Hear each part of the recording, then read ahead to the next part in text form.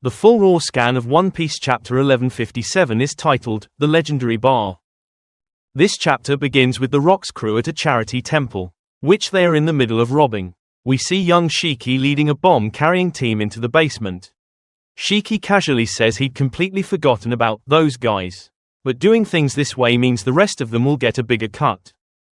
The people inside the temple ask whether the Navy still hasn't arrived.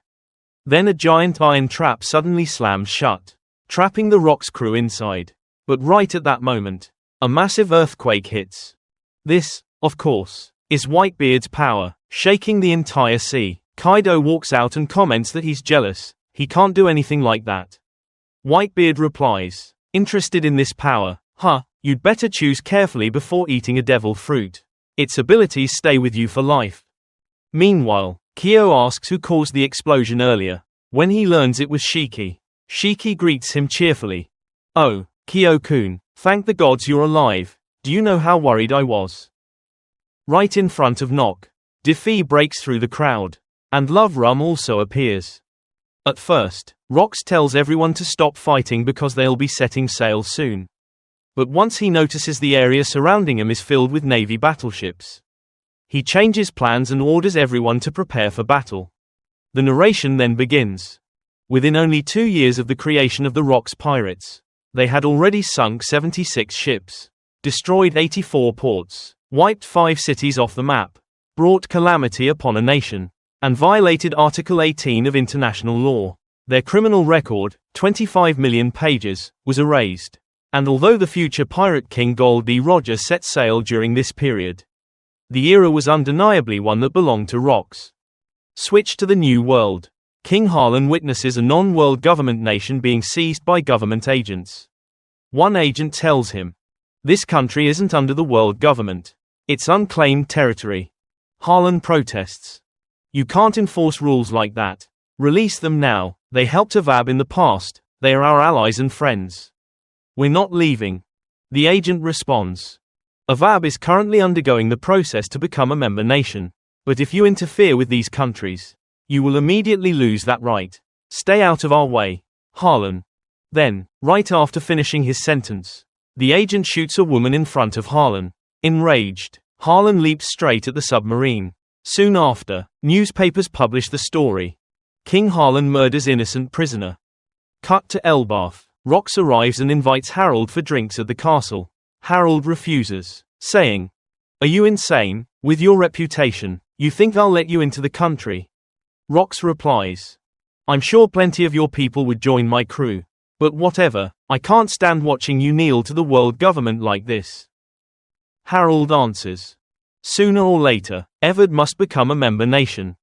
Rocks retorts, "And that submissive attitude, where did you learn to bow like that?" Harlan says even Garp laughs at him for it. Rocks scoffs. "That guy hates nobles more than anyone. He'd be better off as a pirate." Harlan insists the Navy is a huge organization. Of course there are some rotten people, but most are good and genuinely protect others. They discuss how, by joining the Navy, giants could use their power to create real change. Rocks then asks Ida when she's finally going to knock some sense into Harlan. Ida says, "If he were my son, I'd tell him, Harlan, choose your friends more wisely." Switch to the Marines. Garp, Sengoku, now a full admiral, and Itsuru are discussing with Kong about recruiting giants into the Navy. Rumor has it that Rocks is enslaving them, and if that's true, they won't stand a chance.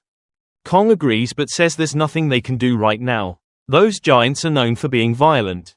He adds. Garp says that's exactly why he wants Elbaf to join the government. Kong replies that he can't make that decision alone. Flashback to 42 years ago. The pirate world is in an uproar. Jackie has stepped down as captain of the Kuja pirates. Pirates everywhere are shocked and emotional. Usao, who's with Big Mom, wonders why Jackie would do that. Big Mom says it's to search for someone. Carissa remarks that Big Mom knows nothing about love, having so many children pop out like popcorn. But she won't stop Jackie if she wants to resign and chase her lover.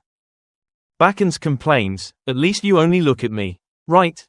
But White Mouse responds, "I never loved you in the first place." Backens throws a fit, claiming she's a famous lady and demanding respect. Then suddenly, The Kuja ship arrives. Jackie steps down and announces that she'll be staying here for a while. Even though she resigned, the Navy is still hunting her, so she asks everyone, "Will you protect me?"